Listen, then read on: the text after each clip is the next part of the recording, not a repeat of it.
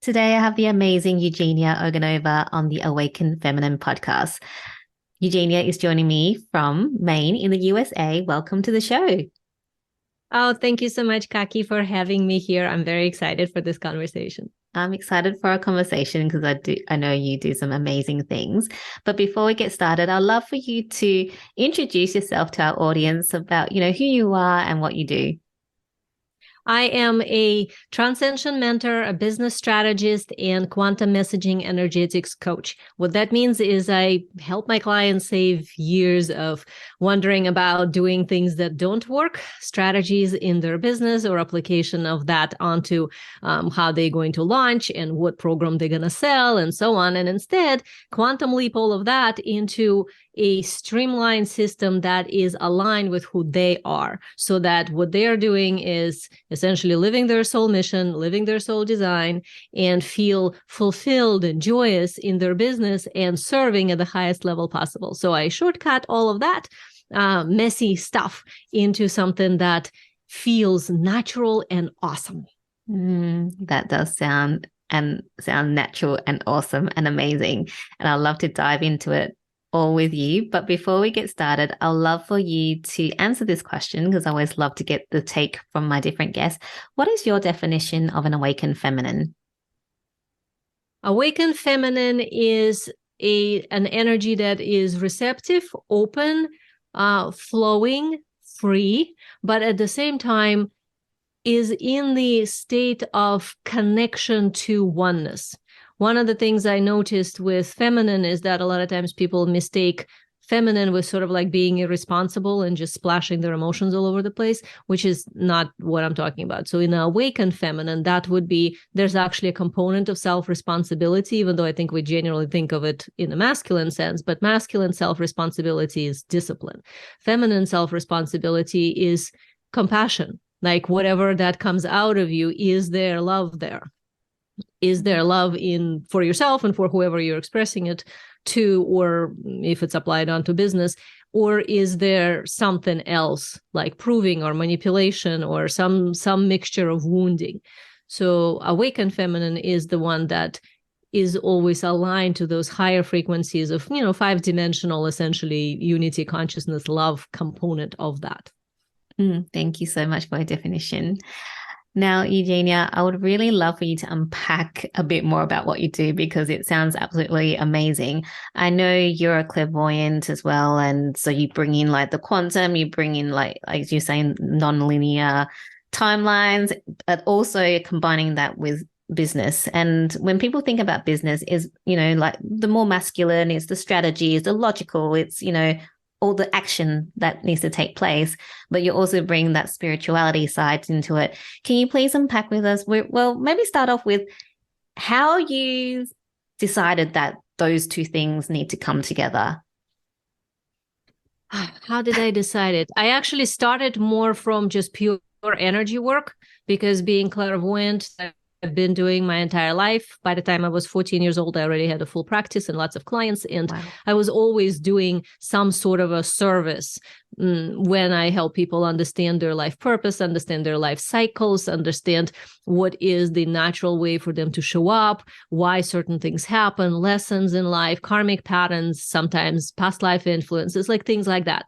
Out of all of that, I have developed my transcension method, which is a system that I've used with my clients for years and years and done so many things. I mean, I've had a company where we would take people all over the world to sacred sites for the most rare, portals in the world and stuff like that. I mean, I've been in like 27 countries, I believe.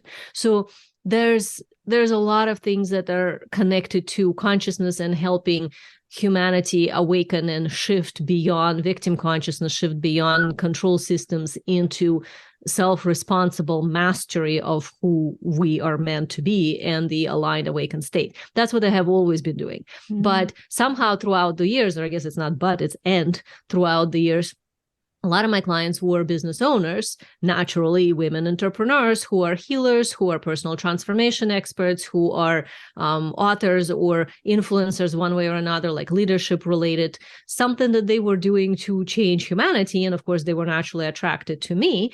And the advice that I was giving started to affect their business as well, even though that was not initially my intention. I'm just a very practical person and very great at strategy and organizing things and seeing the blind spots. So I was just applying it onto the business as if it was a person. So I could help somebody with like adjusting their messaging or changing their business strategy because I could see what's aligned, what's not, or I could see why, let's say she wants to make it happen this way and this way is actually not aligned and there's a karmic influence and we need to clear that and what would be better instead. Because one of my superpowers, I guess you can say, is that I see timelines and possibilities and opportunities and what will work, what would not, or at least how it would work if we go there, that direction. So it's not necessarily telling somebody what to do. It's showing that, okay, you want this because of this. And if you go that way, you're going to have, if we extrapolate along the timeline, these kinds of issues. And if we go in a different direction, you're going to have this kind of a scenario. So then the person would make their own decisions. And that's part of what I would teach them as well, is how to make those decisions. And then I started to get replies from a lot of my clients who are business people, stuff like, oh my God, thank you so much for helping with my messaging. And now I have this class full, or thank you so much for adjusting my marketing. Now I understand how I need to articulate this and so on. And I'm like, oh, that's what I'm doing. Messaging, marketing, like all this stuff that I kind of like learn business from behind the scenes. I mean, I've studied business too. Of course, I've studied marketing and all that, but you can't not after 25 years in business, but it's just something that I think happened organically. And one thing that I've noticed is that for me, I've always generated income, and pretty good income. I was always being able to sort of create it kind of naturally. People thought like, oh, it's like magic. Well, it's because she's clairvoyant or something. When it's not like I can, predict the future. So I mean, there are also some things that don't work, but overall, that general kind of a feeling was always like, well, of course it works. Like it's easy. This is how it is. But it wasn't that way for a lot of people who came to me. So that started this process internally, like how can I apply my transcension methodology onto business and kind of help them? So I need to decode myself essentially to understand what am I doing that's different. So over the past, probably 12 years now, I've been utilizing what I call conscious future method. So that is understanding how you can utilize quantum field to create your future. So this is in application to material business strategy and everything else. That's kind of where this combination of like, okay, if you don't do something physically here in 3D, nothing will work. So yes, you do need to put some effort in and use strategy. But if you only use that, you're going to be miserable and burn out probably, even if you make a lot of money. But most women, especially, we're just not designed that way. So that's why most female business owners who try to do business from their heart, like they healers or they coaches in something like manifestation coach, money coach, relationship coach, like something that they bringing some multidimensional components to help their clients, maybe life purpose coach, they end up burning out way before they even get to six figures, because they start to kind of like go from, okay, $100 session onto maybe selling a course to, okay, I see other people sell like $1,000 or $2,000 programs, so I'll try that.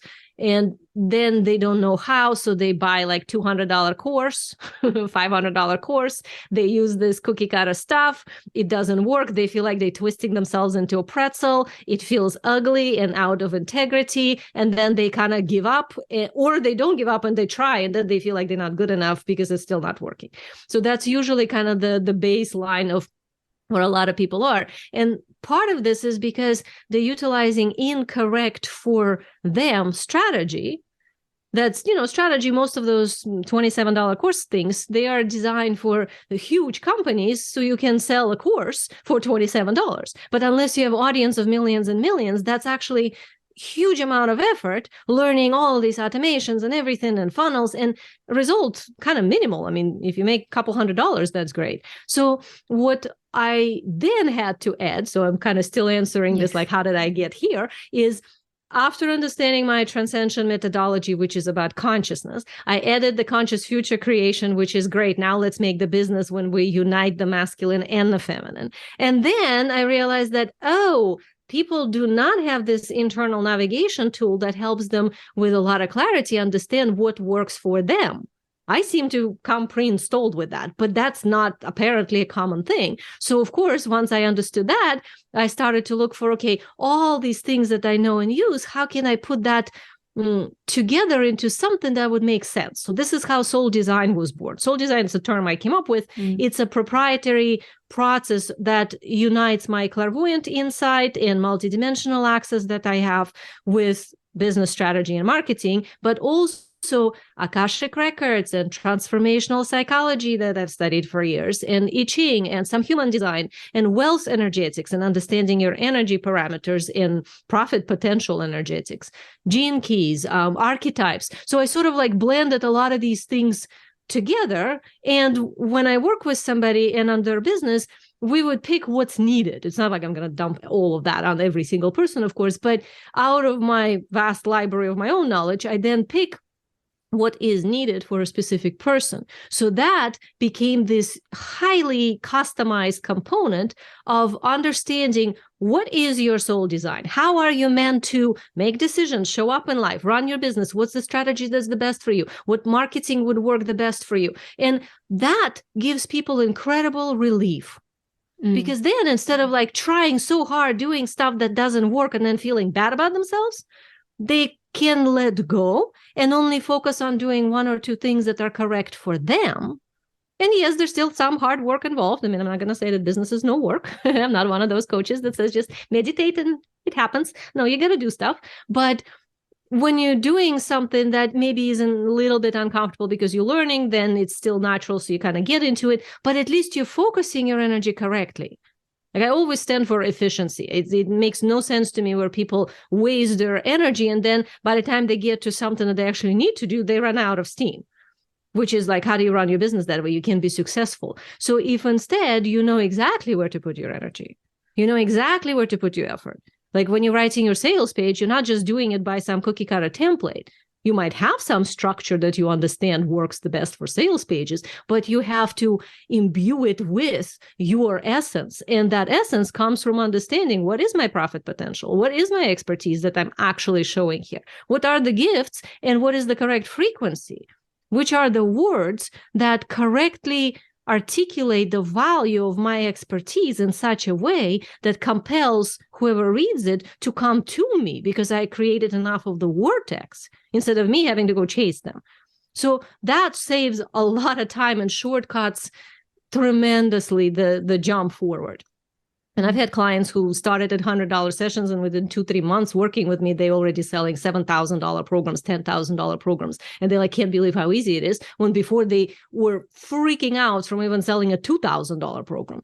So that's because if you do it in alignment, your universal energy naturally supports you. Wow. I just love everything you do and like the natural progression of how the soul work and the business work just kind of came together.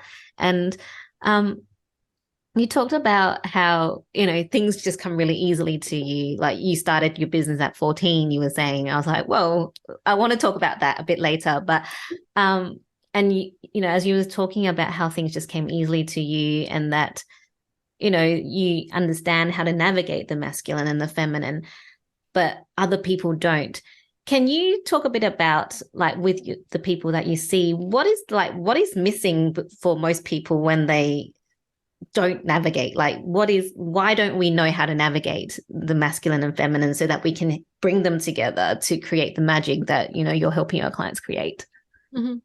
Yeah, well, first of all, I want to say that I don't want to sound like everything is always easy for me because being neurodivergent, my brain is wired very differently. So typical kind of a social networking, chatting, like I cannot do any of those things. It just doesn't even work for me. But I guess what didn't make it into my brain, some other things made it instead. So what made it instead is my ability to see patterns.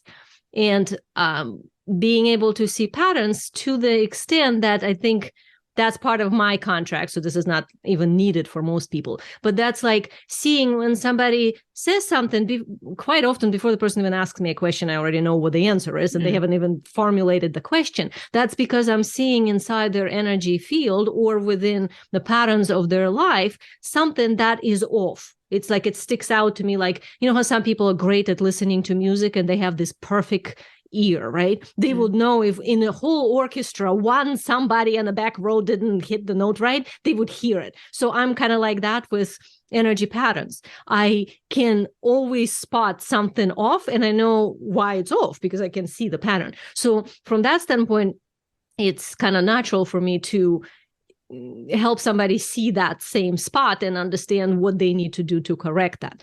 So that's kind of one answer here. And the second part of your question is that why people don't. Well, that's because when we are born open, but throughout our growing up process, we become closed off. That did not happen with me. I'm kind of an odd case, new, different contract. But for most humans, that's actually kind of what happens. You sort of fall asleep and then you wake back up. The reason it is designed this way is because when somebody comes into life, they don't just come in as a blank white and something just gets written on it. They come in already with, I kind of call it like two suitcases. One is your gifts and your expertise and awesome wisdom. And another one are your lessons and issues.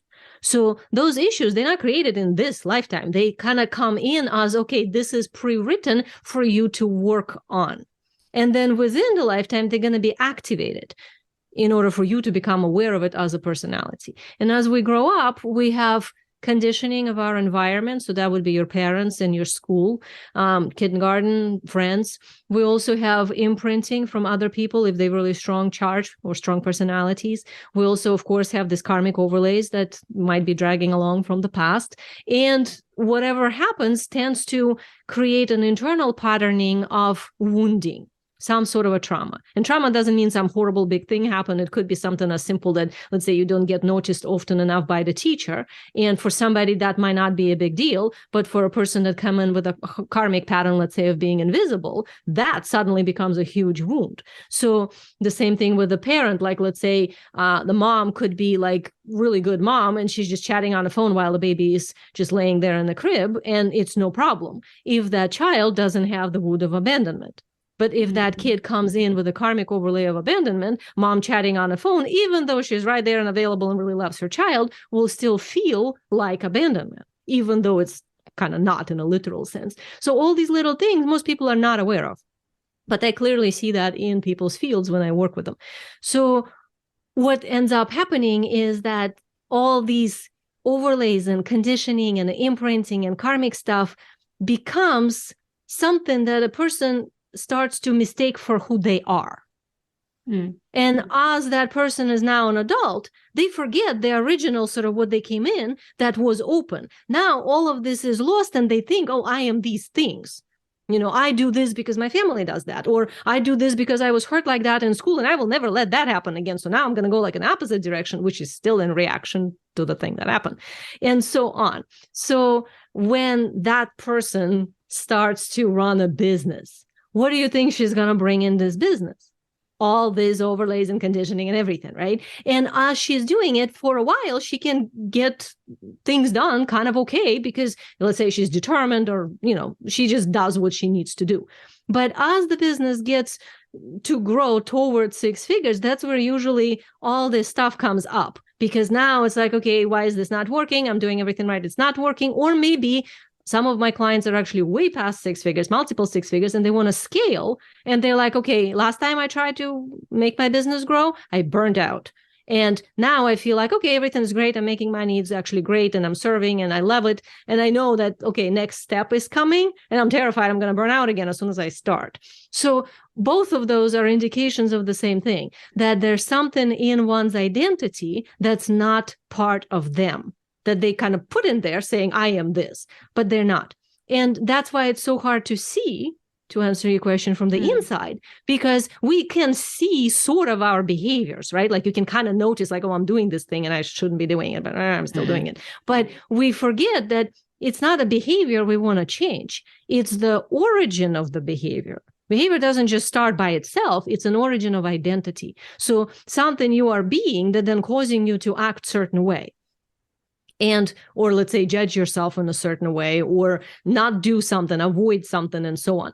So one of the main components here when I work with my clients is to notice which parts of their identities are conditioned, the not real parts, and what needs to be shed to simplify their life and to emerge more as who they are.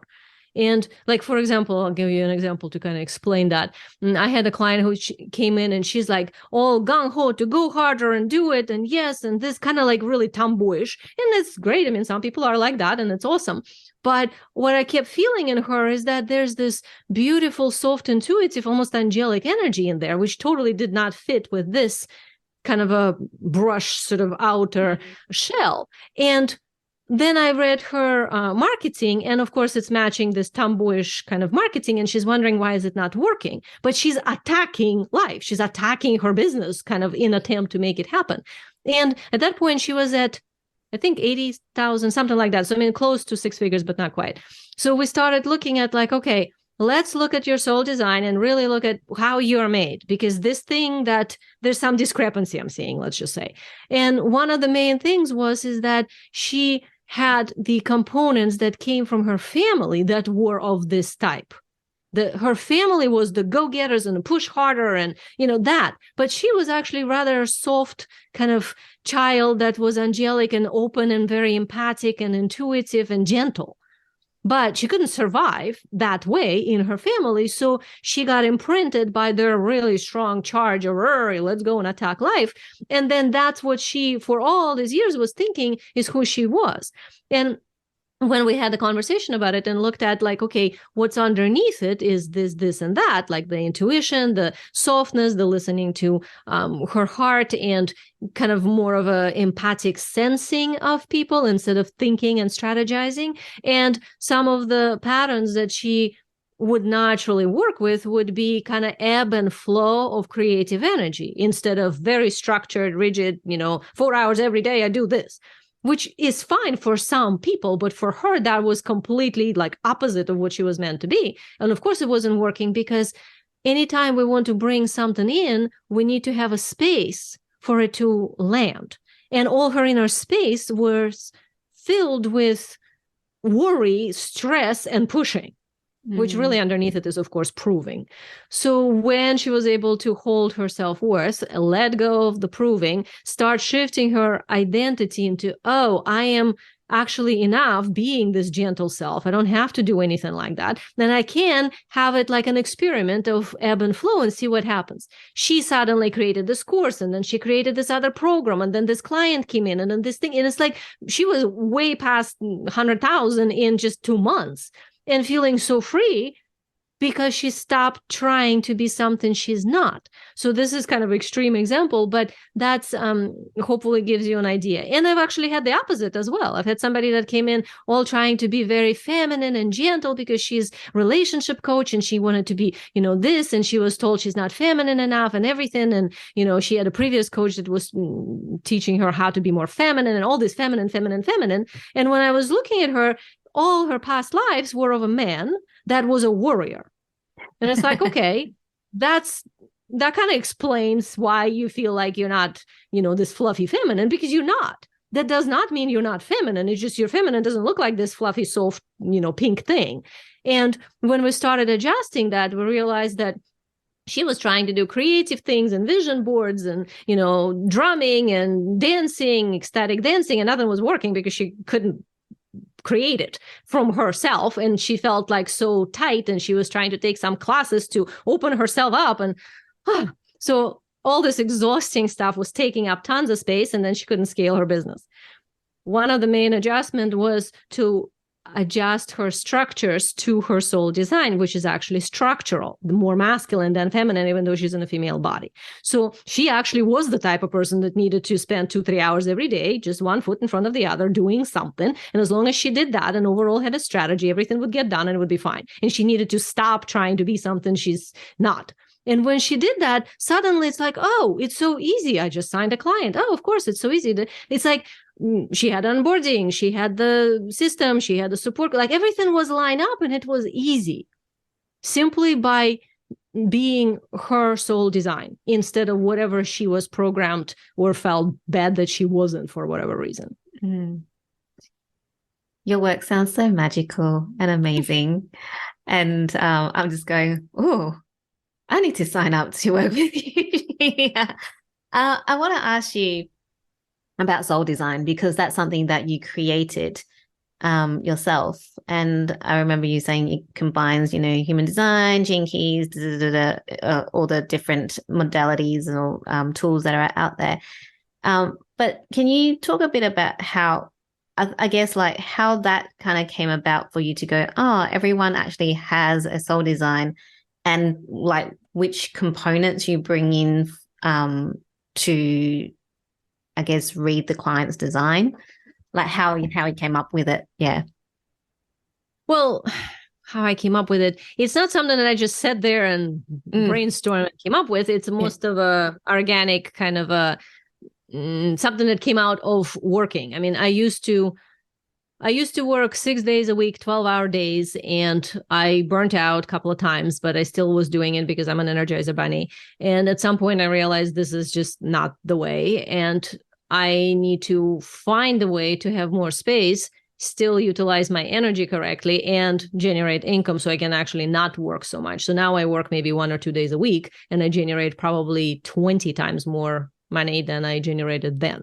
That's because I have adjusted some of those things. And as I was looking at my own patterns, and I ended up working with just, I don't know, hundreds and hundreds of clients, most of patterns, right? Patterns are my thing. So most of the people have something similar that kept popping up. So if I sort of summarize everything out of everything I've been seeing, I've noticed there are 4 main kind of categories, I guess. This is what then ended up first becoming the transcension method. And then I utilized some of that in the conscious future method. And then in the soul design, I just naturally made that as the main areas. And then I use different tools depending on what the client needs. So one of the areas is understanding the direction as to where you're going. What's your mission in life? What's your life purpose? And not in this fluffy sense, like, oh, I meant to do this, like not like that, but in the personal development sense, like, how are you meant to advance yourself? What's your inner learning and guidance and everything? And what is your gift for the world? Like what you meant to do for humanity, because we're all here one way or another to serve. So understanding those things, that's kind of, you can think of it like your soul contract, like what are you meant to do this time around? This is also soul expertise. A lot of people were always confused on that. They kind of thought that the skills of what they have learned in their lifetime is the stuff that they then need to build the business on.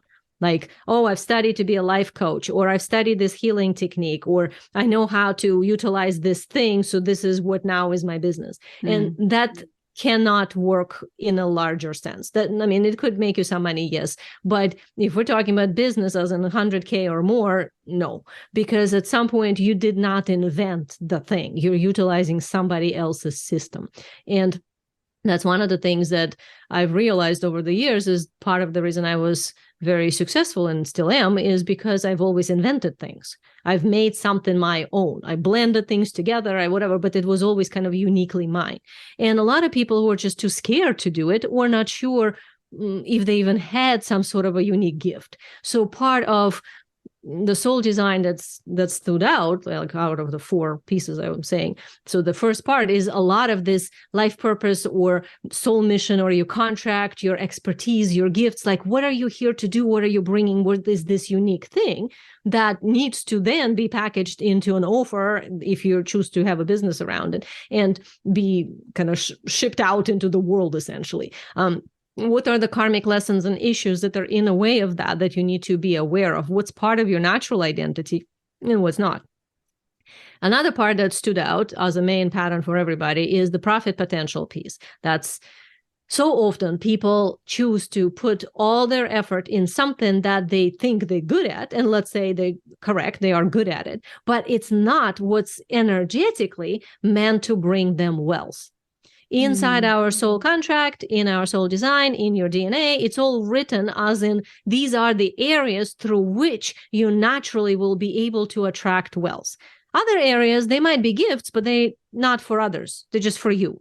Like, oh, you can maybe study faster, or you can maybe, I don't know, sew very well or draw really well. But this does not mean you need to have a business where you teach other people to draw. Like, it's not for that. Like, I'm amazing at knitting. I can knit anything, full outfits and everything. I used to have a company at some point doing it. But that's part of how I realized is like, okay, just because I'm good at it, it doesn't mean that that's what I need to be doing for other people. There's a difference between having a gift that's for you only versus having a gift that's for others, which is profit potential, as in this is how the wealth can come in.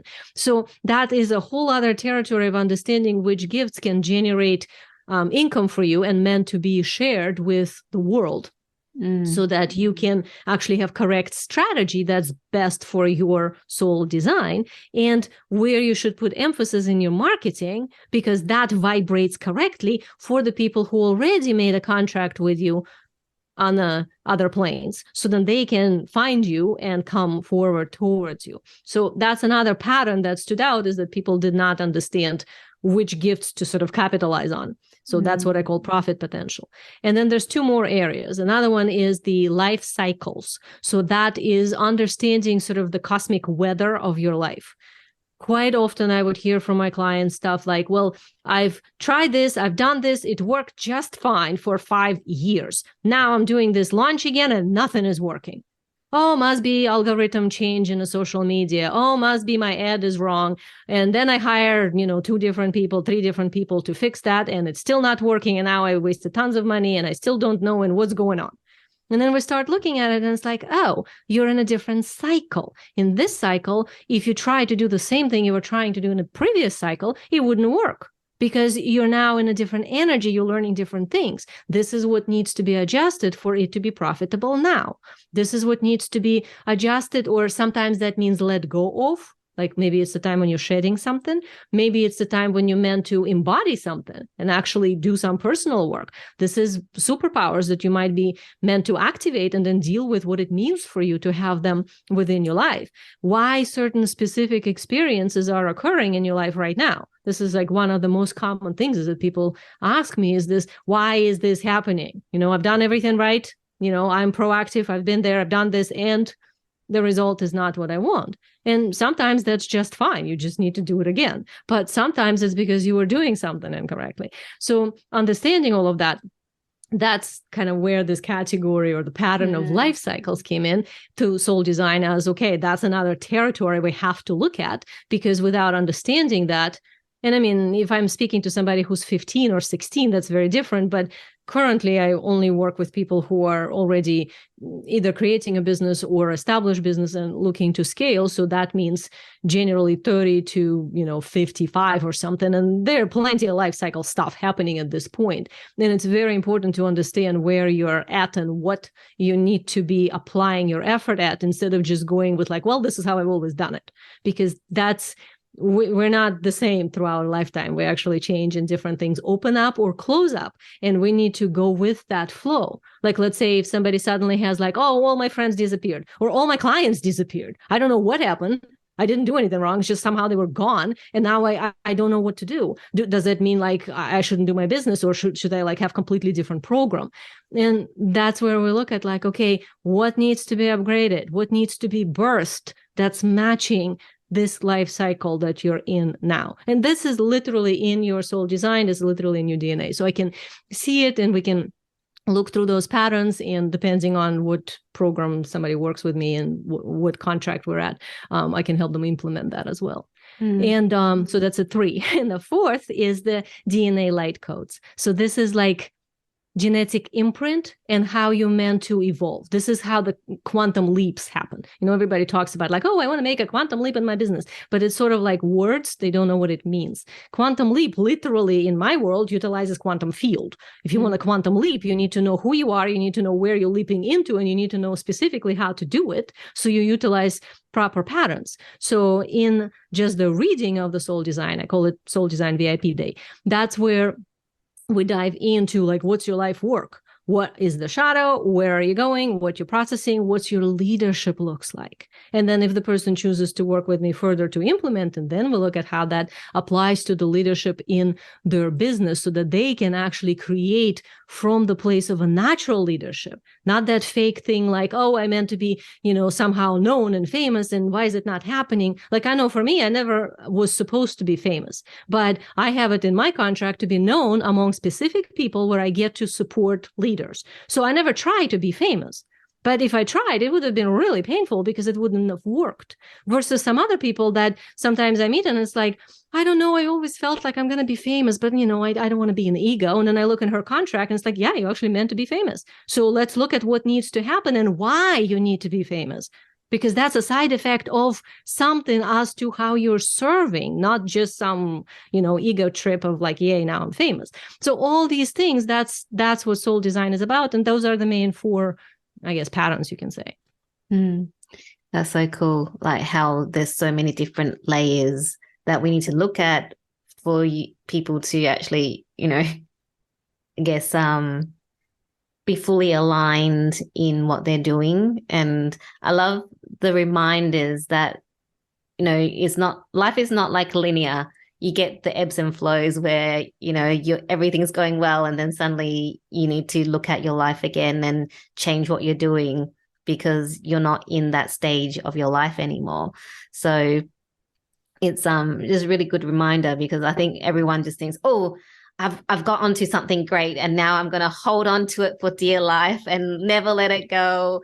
And then they wonder, I was like, but I've just been doing the same things. And I think a lot of people do that. So it is a great reminder, just as you were talking even about what soul design is, that, it doesn't just go like that. It kind of goes like this. And we need to look at all the different pieces as well. Yeah. Thank you. Exactly. Yeah. I really want to touch on this because like when you were talking at the beginning, it was like this question that just had to be asked. So you started your business at 14 and you're clairvoyant. Were you born like clairvoyant? Like when did you find out you were clairvoyant and how, like, why would a 14-year-old go, I'm going to start a business and just help people with my gifts?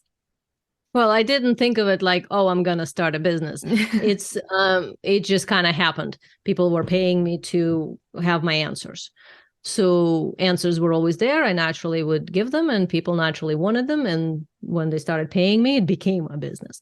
But yeah, originally, I was born conscious and I did not fall asleep upon coming into the body. So I remember how I was born. I remember the room I was in when I was a baby and so on. So it's like there was never a break. So there was no like, oh, I'm clairvoyant. It's like I already knew that I see reality differently from the very start. When I was 2 years old, I was already trying to help people one way or another. I tried to draw things when I would see somebody's just about to make some horrible mistake or something. And of course, everybody's looking at me like she's a kid, like they couldn't even understand I was trying to give advice.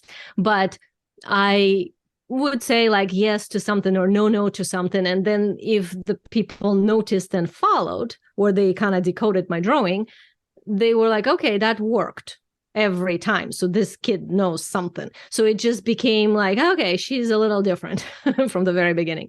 Then by the time I was 3, I realized that my parents and people around me do not see the things I see. Kind of like 99% of what I see, they don't. They just see the things I can physically bump into. Everything else, they don't. So that was like, okay, so I'm in a world where most people do not see like most of reality. And when I was, later on kindergarten, school and so on, I hid a lot of what I did because of this specific component that like, okay, they don't see it. So why would I be talking about something they don't see? It just makes me even more different. And I was always seen kind of like a weird one, like I was bullied and I was pushed kind of away and not talked to and stuff like that. But you can't hide this. So after a while, people started to realize, okay, she knows some things. And then they would like in secret ask me questions, even though they didn't want to be seen with me in public. So by the time I was 14, that just kind of came out to like, okay, well, now they're just paying me money, literally, like whatever, just to help me with this. And then grown-ups started to do that. So by the time I was 14, I was having adults that were coming to me, like 30, 40, 50, 60-year-old people asking questions and me giving them advice and listening to what I was saying and implementing it. And that's how it became a business without me necessarily trying. And then when I immigrated to the United States and tried to kind of get away from doing this work because I was a rebel and I wanted to go to art school and do my own thing. And I did, and I put myself through college and worked 3 jobs and all of that. And I still couldn't get away from it because even when I was working part-time as a cashier in a store, people just, literally, I would be in my lunch break for 15 minutes outside having my juice, and people would be coming in, sticking $20 bills in my apron and asking me questions, just please answer. I know your break is almost over. So I'm like, okay, I can't get away from this. So it just kind of kept going and going. And of course, over the years, I've evolved how it looked. But yeah. That's so cool. But how did the people know when you were when you moved away from everything, trying to get away, that you knew, like, you have the answers? Well, when I moved, I had built a community around myself. I'm a natural leader, so I had a lot of people that I was just naturally helpful to. And, when you're helpful kind of consistently and you're seen as a leader of a community, it's just happens. Like, I don't think I can hide. I've tried, but it doesn't work. I have too much charge. I love it. I just wanted to get that story out of you because I just find it so fascinating. Thank you, Eugenia, for your time today. Is there anything any last things that you want to say to our audience before we wrap up? Well, few things. One of the things I want to say is that everything is 100% possible 100% of the time. But if you understand your soul design, you are not going to waste your energy on trying things that are possible but really hard to make happen. And you instead focus on the things that are super aligned for you. So that's one thing that's really important, is that understand that if you have a dream in your heart, if you have a vision of something, if you always kind of known something, even though you maybe thought it's silly or whatever, you wouldn't have it if it's not part of your soul design, because we kind of intuitively sense those things. So then it's just a matter of understanding how to apply it onto, let's say, your business so that it can become a profitable thing that actually feels really good for you. But if you feel it's meant to happen, it actually is. It's just there's specific strategies to make that happen. So that's one thing that I wanted to say is believe, not in a kind of a silly slogan way, believe in yourself, but believe that if you're having a consistent internal push towards something, it's not you being crazy. It's not you being egotistical or selfish or whatever it is that we judge ourselves with. Like who am I to or whatever. If it's in there, that means you need to actually step up to own that. And that means certain level of responsibility, certain level of work that needs to be applied, and sort of like do what it takes until it takes. But it will show up because it is part of your journey. What I do is just help people shortcut that, essentially, so you don't have to go from this step to step 2 and 3 and 4 and 5. You just go from 1 to 100. And most of my clients did literally that. When we started, they were at like $100 sessions or $500 sessions or maybe a $2,000 course. And then we shifted to $7,000 program, $10,000 program within 2, 3, 4 months. So that's not magic, although it looks like magic. It's actually all in integrity, and it's not more work. For most of them, if you ask them, they would say I'm doing less work than I've done before. So that's one thing that I wanted to say. Also, there is a webinar that I have, soulstrategywebinar.com, that is going to help you understand more of this methodology. So it talks about kind of more principles that I just described here. And it's about how you can create sustainable 10,000 per month income doing what you love, what you believe is your soul work, by selling offers at 5,000 or more and attracting to you high ticket clients, all in integrity, all in alignment, and utilizing how you're actually meant to do it. So you bypass all these constant launches and long email lists that everybody thinks they need to have, and the cookie cutter strategy and 20-step funnels. Like, you don't need any of that. And in that webinar, you'll hear so many stories of different clients of mine that you can understand that, okay, this is actually less work. Like, many of them just essentially have a mailer to send emails and maybe a very basic automation for an opt-in page, nothing else. The rest of it comes from, are you in the correct energy, and are you actually doing the work that's meant to be done to get you to where you're going? So if that is something that you want to kind of dive deeper into from the business standpoint, soulstrategywebinar.com. And of course, on my website, transcensiongate.com, you can see Soul Design. There's a whole page that has like tons of free videos about all the stuff I'm talking about, if you want to dive in to see if this is for you. Amazing. Thank you so much, Eugenia, for your time and sharing your love and wisdom with us today. I'll have all your details in the show notes so people can reach out to you, find out more about the amazing work that you're doing. Just one last question for you before we wrap up. What's currently setting your soul on fire? Creating space for myself. I have been very actively involved in serving people my entire life, and I've lately started to really balance that with serving myself. And part of the things that my soul really craves is space. When I have space, I'm an active person, so I don't just sit. I go into different frequency. I do a lot of work on the planetary fields and so on. But that really ignites my passion for helping morphogenic fields of this planet and collective humanity. So I kind of do more of that work now, in addition to literally working with clients. Yeah, that's beautiful. Thank you so much. It's been a wonderful conversation. Thank you. Thank you so much.